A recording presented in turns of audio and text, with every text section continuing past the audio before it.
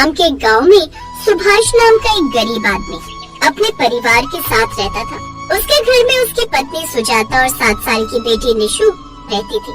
सुभाष जमींदार के खेत में सब्जी उगाने का काम करता था। एक रोज सेठ जी, पूरा महीना हो गया, अब मेरी पगार दे दीजिए। हाँ, ये ले। ये क्या सेठ जी, ये तो सिर्फ 4,000 ही है, बाकी के 2,000। मेरी पगार तो 6,000 है। वो तो सिर्फ तब है जब तू 24 घंटे काम करेगा। ये आप कैसी बातें कर रहे हैं सेठ जी? भला कोई इंसान सारा दिन कैसे काम कर सकता है? मेरे यहाँ तो यही रूल है, अब कर सकता है तो कर, नहीं तो जा कहीं और जाकर काम ढूंढ ले। मेरे साथ ऐसा मत कीजिए सेठ जी, घर में मेरी बूढ़ी माँ है, उनके लिए दवाइयाँ लानी है, बच्चे की स्कूल की फीस भरनी है, घर में राशन भरवाना है। अरे मेरे सामने ये सब प्रवचन सुनाने से कुछ नहीं होगा भाई, एक बार कह दिया ना मैंने तुझे, इतने ही पैसे मिलेंगे। उदास होकर सुभाष घर लौट आता है और अपनी पत्नी के हाथ में पगार दे देता है। ये क्या, ये तो 4,000 ही है जी। इतने में घर का खर्च, माँ जी की दवाइयाँ और राशन पानी सब कैसे आएगा? सेठ जी ने मुझे इतने पैसे ही दिए हैं सुजाता। उनका कहना है कि अगर मैं 24 घंटे काम करूँगा तभी पूरी तनख्वाह मिलेगी। वो बड़ा ही कंजूस है, उसने पैसे बचाने के लिए ऐसा बहाना बना दिया है। अगर मुझे कहीं और काम मिल जाता तो ऐसे लोभी इंसान के यहाँ मुझे काम नहीं करना पड़ता। आप बेफिक्र रहिए जी, भगवान ने चाहा तो आपको जल्दी उस सेठ के हाथ से छुटकारा मिल जाएगा। मैं बाजार से सब्जी और आटा लेकर आती हूँ। सुजाता बाजार चली जाती है कि तभी रास्ते में एक बूढ़ी अम्मा ठेला लिए खड़ी थी। बेटी, ये बैंगन बहुत ही ताजा है, इन्हें खरीद लो। मुझे मेरे पति के लिए दवाई खरीदनी है। तुम ये बैंगन खरीद लोगी तो मेरे पति की एक दिन की दवाई आ जाएगी। लेकिन माँ जी, मैंने तो सब्जी खरीद ली, मैं आपसे कल खरीद लूंगी।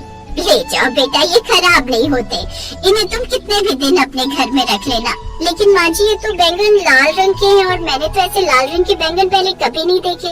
बेटी, ये लाल बैंगन की खेती साल में एक बार ही आती है और जिसके भी घर जाते हैं उसको खुशियों से भर देते हैं।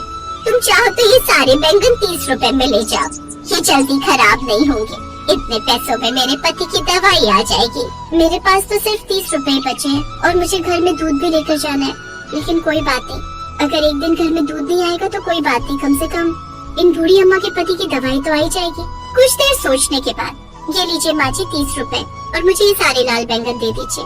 सुजाता उन लाल बैंगनों को लेकर घर आ जाती है। माँ, मुझे बहुत भूख लगी है, थोड़ा दूध बना दो ना। बेटी, आज दूध तो नहीं है, पर तुम बस थोड़ी देर रुको, मैं जल्दी से आलू बैंगन की सब्जी रोटी के साथ बना देती हूँ। इसके बाद सुजाता उन बैंगनों को धोकर काटने के लिए ले जाती है।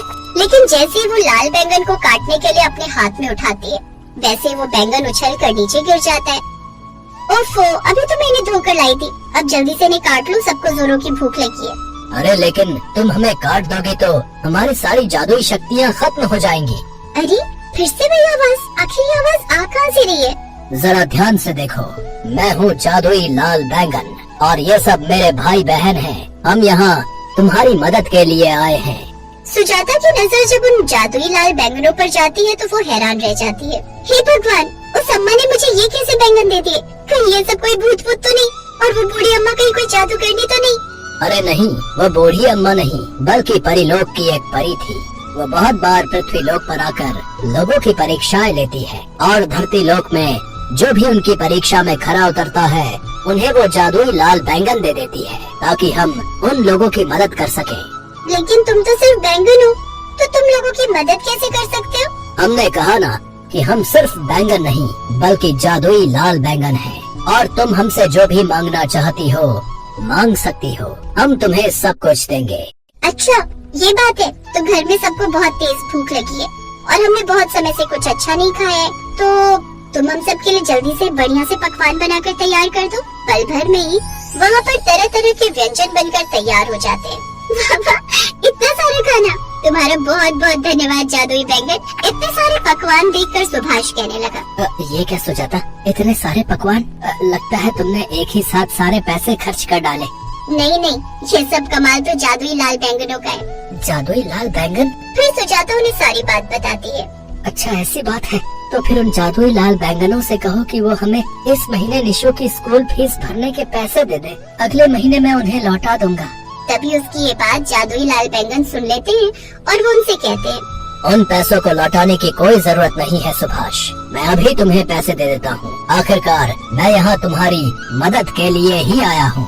तभी वहाँ एक तेज रोशनी प्रकट होती है जिसमें ढेर सारे पैसे और सोने के गहने होते हैं। ये लो सुभाष, अब से ये संदूक तुम्हारा है।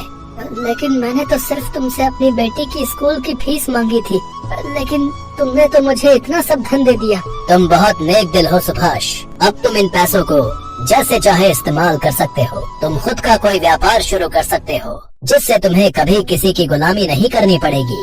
और हाँ, इस संदूक का धन कभी खत्म नहीं होगा। तुम जितना धन मांगोगे उतना ही धन फिर से इस संदूक में वापस आ जाएगा। ये कहकर वो जादुई लाल बैंगन वापस परीलोक चले गए। उनके जाते ही उनका झोपड़ी जैसा घर बहुत बड़े घर में बदल गया। अब सुभाष गांव का सबसे अमीर आदमी बन जाता है। अब वो और उसका परिवार खुशी खुशी रहने लगते हैं।